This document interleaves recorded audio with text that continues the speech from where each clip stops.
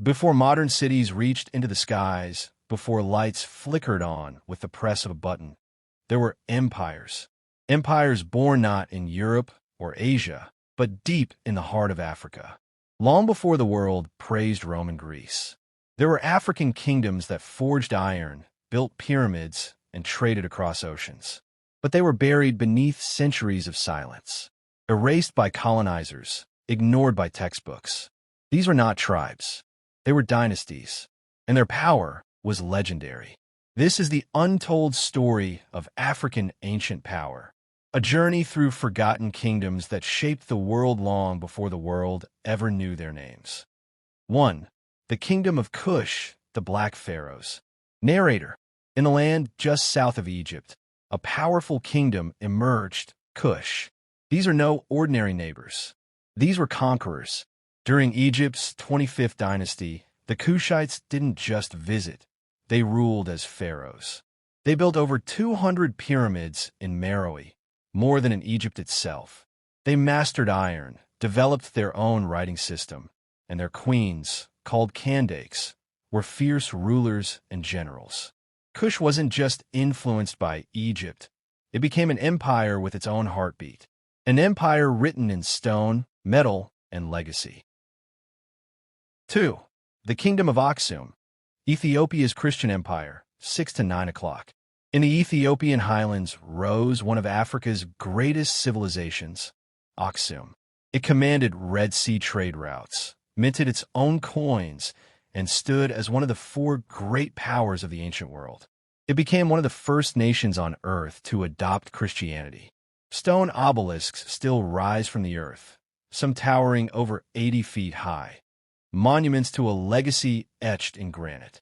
Aksum connected Africa to Arabia, Rome, India, and beyond, not with conquest, but with commerce and culture. Numbers 3. Ife and Benin, the artists and builders of the West, 9 to 1230. In the deep forests of West Africa, the cities of Ife and Benin flourished with art, power, and precision.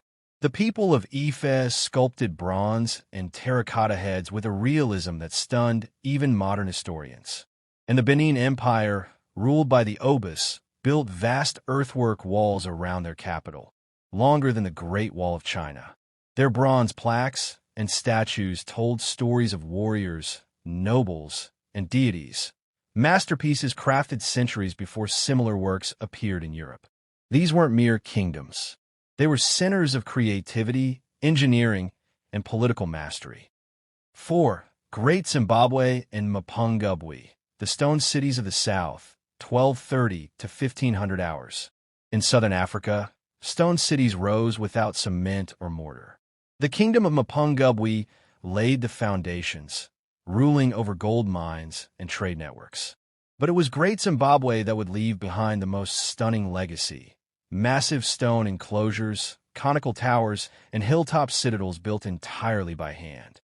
At its height, it ruled over gold-rich lands, traded with the Swahili coast, and sent riches as far as China.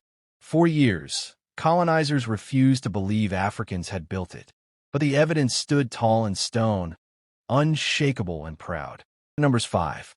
Ghana and Gao empires, the heart of gold, 15 to 1730. In the western Sahel, the Ghana Empire rose as a powerhouse of wealth and warriors. It controlled vast reserves of gold, employed thousands of archers, and taxed caravans that crossed the Sahara. Along the Niger River, the Gao Empire grew into a hub of trade and technology, dealing in copper, ivory, salt, and carved stone beads. These early empires laid the groundwork for what would become one of Africa's most famous civilizations, Mali. Number 6.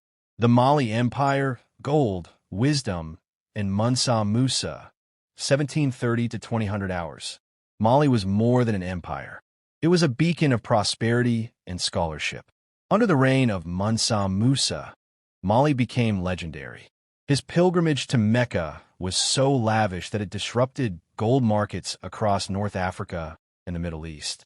But Mali's true legacy was Timbuktu, a city of learning, trade, and manuscripts. Thousands of handwritten books still survive, covering science, astronomy, medicine, law, and philosophy. When much of the world called Africa a dark continent, Mali lit the way. Number 7. The Songhai Empire, Learning and Law, 20 to 2230. When Mali began to fade, the Songhai Empire rose to glory. It expanded rapidly under leaders like Sunni Ali and Askia Muhammad, who built one of the largest empires in African history. Songhai became known for its universities, mosques, and organized legal systems.